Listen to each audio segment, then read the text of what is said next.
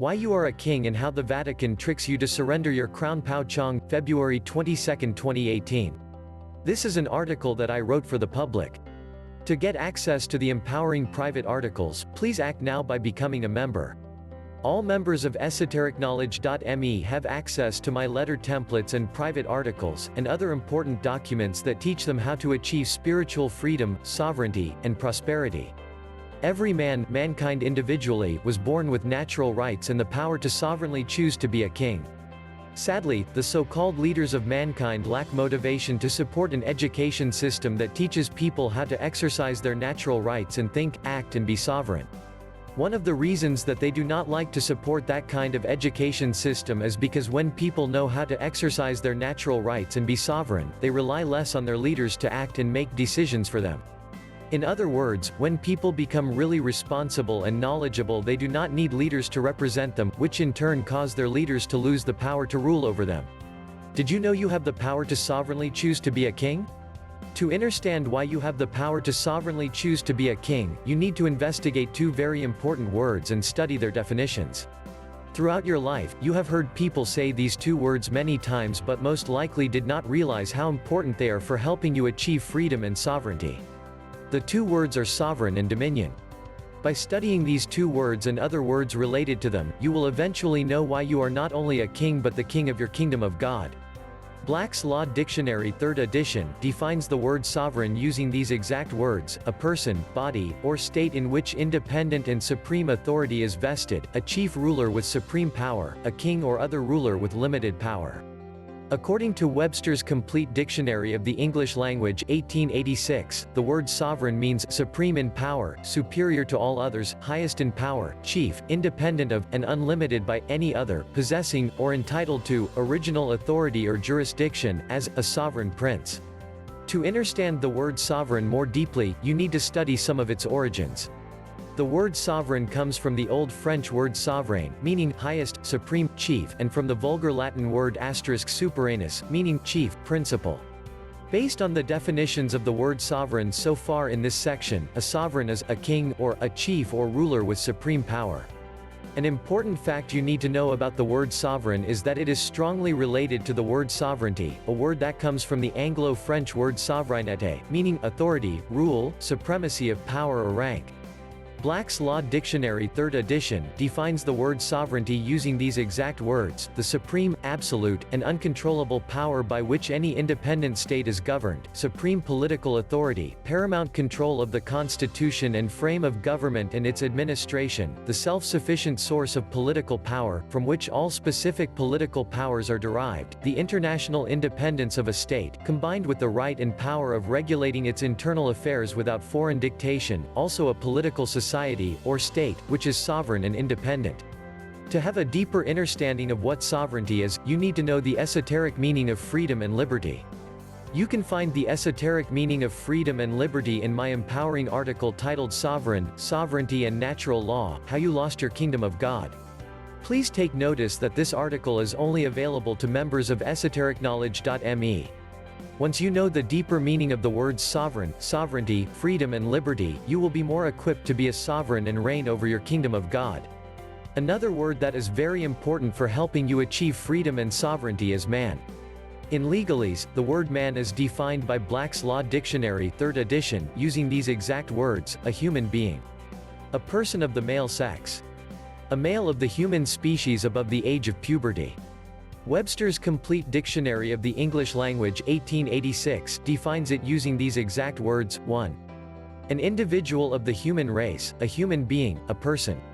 2. Especially, an adult male person, a grown-up male, as distinguished from a woman or a boy.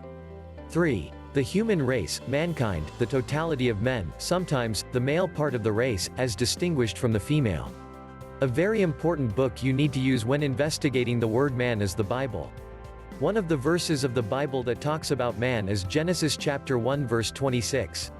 And God said, "Let us make man in our image, after our likeness, and let them have dominion over the fish of the sea, and over the fowl of the air, and over the cattle, and over all the earth, and over every creeping thing that creepeth upon the earth." A very important word you need to investigate in the Bible verse Genesis chapter 1 verse 26 is dominion. The word dominion is defined by Webster's Complete Dictionary of the English Language 1886, using these exact words: sovereign or supreme authority, the power of governing and controlling, independent right of possession, use, and control, empire. Based on the definitions and information so far in this article, as the living man, male or female, you are the king of your kingdom of God, the realm containing your mind, spirit and spiritual body. You are also the king of your kingdom of earth, the realm containing your physical body, house, land and property. Because you are the king of your kingdoms, the government has no lawful right to tell you what to do, as long as you do not harm other people and damage their property. Even though the living man, male or female, is the king of his kingdom of God and earth, most people have unknowingly surrendered their kingdom of God and earth to the church, mother, and state, father, through man-made contracts. One of the most popular contracts for deceiving people to give up their kingdom of God and earth to the church and state is the voter registration contract. The hidden agenda of this contract is to trick people to surrender their sovereignty, crowns, and kingdoms to the church and state in exchange for government benefits. Below is an excerpt from the Errant Sovereign's Handbook written by Augustus Blackstone that explains in more detail as to why registering to vote causes you to lose your sovereignty. The government, through Congress, represents the will of the majority. Who are the majority? Voters, right? Voters are qualified electors. That implies rather plainly that there are electors who are not qualified. So what is this qualified business about? We know that to register to vote there are age, citizenship and residency restrictions. Is there anything else to be considered? Perhaps we should examine the word qualify. As a verb, its root meaning is to limit, to reduce from a general to a specific form. The word limit, as a verb, essentially means to restrict. Reduce means to lessen, to diminish the quantity or quality of something. Since the object of the limitation or reduction is the elector, we must then ask, what is being diminished or restricted? What is the elector losing or giving up to obtain a qualified status? What does an elector still have that a qualified elector no longer has? To ascertain, we will have to determine what an elector is, what an elector does or is capable of doing, and what an elector has or may have as a matter of course. As a verb, the root meaning of elector is to choose. An elector is one who chooses or has the capacity to choose at will. In law, that is a power and a right possessed by a sovereign. So it would seem that the elector must limit or diminish some aspect of his individual sovereignty in order to obtain a qualified status. To connect the dots, the moment you register to vote by signing a voter registration contract of the state, you agree to act in the capacity of a qualified elector. This agreement causes you to surrender your sovereignty to the church and state, allowing them to act as your legal guardians. The word guardian is defined as law, a person who is entrusted by law with the care of the person or property, or both, of another, as a minor or someone legally incapable of managing his or her own affairs. As your legal guardians, the church and state have the legal right to guard you, similar to how prisoners are guarded by jailers or prison guards. Did you notice that the word guardian has the word guard in it? When people become registered voters, they often believe that they have the right to vote. What they do not realize is that the right to vote as a qualified elector, registered voter, of the state is a privilege and not as powerful as the right to sovereignly choose. It is not as powerful because as a qualified elector you are subject to the power of the majority, the people, and its government. This is especially true in a country that operates under statutory and commercial laws. For example, in a democracy, it is not wise to be a qualified elector, registered voter, especially when the government and people are irresponsible, because your individual rights are subject to the power of the majority. Remember, the moment you sign the voter registration contract, you agree to act in the capacity of a qualified elector. In other words, you consent, whether you realize it or not, to surrender some of your sovereign power to choose, and thereby are no longer the king of your kingdom of God and earth.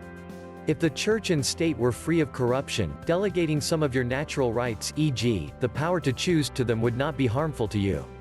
However, your natural rights were given to you by God, therefore it is wise to not agree to surrender them to any church and state. The good news is that you can always claim back your natural rights as long as you know how to be the living man and exercise your sovereignty. How the Vatican tricks you to surrender your crown. The Vatican is full of people who are very skilled in the art of magic. What most people do not know about the Vatican is that it is one of the states of the Holy Roman Empire. This is why the Pope, head of the Vatican, is also known as the Bishop of Rome. Another information that most people do not know about the Vatican is that some of its people are very skilled at using the art of word magic to trick people to agree to be the debtors of its corporate debt. Phonetically, the word debtor sounds similar to the word debtor, meaning, no longer living, deprived of life. Keep in mind that all debts are for the dead or the debtor. The living man owes no debt to the dead because he is the creator and creditor of money, currency. Esoterically, the word creditor means the producer of currency, money, time and energy. The dead cannot produce currency, money, time, energy. As a result of that, it is impossible for the dead, e.g., the Vatican, bank and government, to be the creditor. To trick you to agree to be a debtor of its corporate debt, the Vatican must convince you, the living man, to surrender your crown to it. Remember, God gave mankind, dominion over all the earth, and thereby forcing man to surrender their crowns is a violation of natural law, God's law. However, tricking man to agree to give up their crowns in exchange for certain government benefits is, in a sense, not a direct violation of natural law. Over a millennium ago, certain leaders of the Holy Roman Empire knew that no people in their right minds would knowingly surrender their crowns, so they conspired a plan to trick people to give up their crowns to the churches and states of the Holy Roman Empire. Today, one of the entities behind this conspiracy is the Vatican, the state that controls most of the crowns on earth, including but not limited to the Crown of England. One of the most powerful crowns, if not the most powerful crown, of any state was the triregnum, also known as the papal tiara. Below is an excerpt from amazingdiscoveries.org about this crown. The tiara is the Pope's crown. There are more than 20 actual papal tiaras in existence. Over a period of about 1,000 years until recently, each new pope was crowned with a tiara at his coronation. Since the 14th century, the Pope's tiara has had 3 tiers. According to the Vatican, the 3 layers symbolized the triple power of the Pope, Father of Kings, Governor of the World and Vicar of Christ. The word crown is defined by Black's Law Dictionary, 6th edition, using these exact words: the sovereign power and position of a monarch. An ornamental badge of regal power worn on the head by sovereign princes. The word is frequently used when speaking of the sovereign himself, or the rights, duties, and prerogatives belonging to him. Also a silver coin of the value of 5 shillings.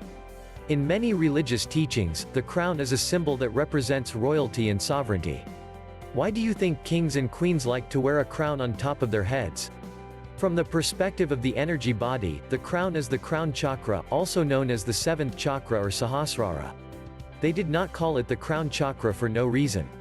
According to energy healers, the crown chakra is located at the top of the head. Esoterically, this is your crown of thorns, which can be translated as circles of light with rays. The symbolic color of the crown chakra is violet purple, which is the color that represents royalty.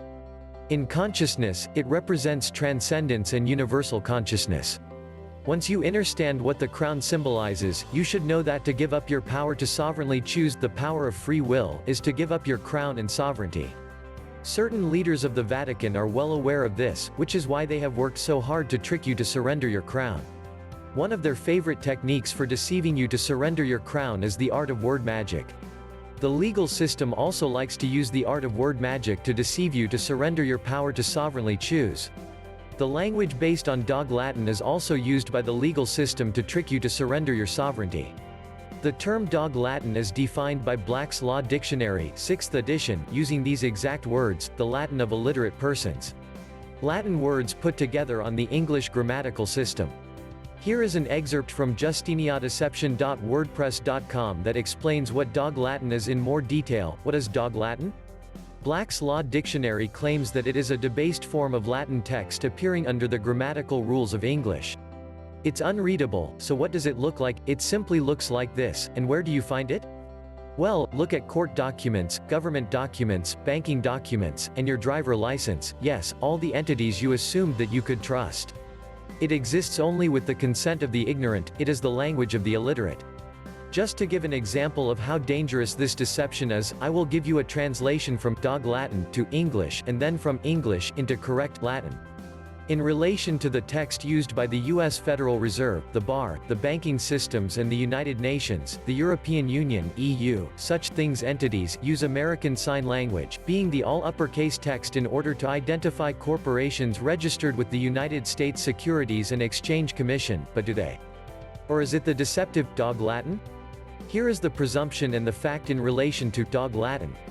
A sample is given in the Chicago Manual of Styles, in section 11-147, image below, foreign languages, of the correct way Latin re, ASL, is to be used in relation to the sample, a car drove by. The translation into ASL, American Sign Language, appears as, vehicle drive by. Did you notice the hyphen? One rest in written Latin and American Sign Language constitutes a break between the two signs, words, whereas in relation to the English grammatical rules dealing with English text, one rest constitutes joinder between the two words. Two rests or one rest and a full stop constitutes the break in relation to the written English grammatical rules. Two different sets of very different grammatical rules. This means that when Latin or American Sign Language is used without the hyphen, it renders nothing in fact, leaving only an ignorant presumption that such all uppercase text is valid. This is just word science. If you operate English text or Latin text in breach of its relating manuals, you void warranty. Just like operating an automobile in breach of its manuals. You void warranty. 13. Babylon text, the language of Babel. So let's translate the cat sat on the mat into the Latin, in relation to Article 11-147 of the Chicago Manual of Styles, to see what happens. The cat sat on the mat equals the cat sat on the mat. Now from Dog Latin to English, the cat sat on the mat equals the cat sat on the mat. As you can see, the second sample translated into nothing readable, it's Babel. That's why the second sample is called Dog Latin, or Dog Latin, being the language of the illiterate. It is debased. It is a declension or a debased, meaning, it is wrong, immoral, counterfeit and void.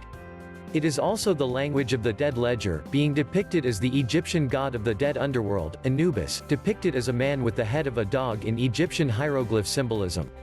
Dog Latin, the Eye of Horus, god of war and the dead, also depicted on the US $1 note, but is that even grammatically correct appearing in Dog Latin? Is this a revival of Egyptian slavery? Dog Latin is often used by the legal system to transform your name written in upper and lowercase letters, e.g. John Doe, to all uppercase letters, e.g., John Doe.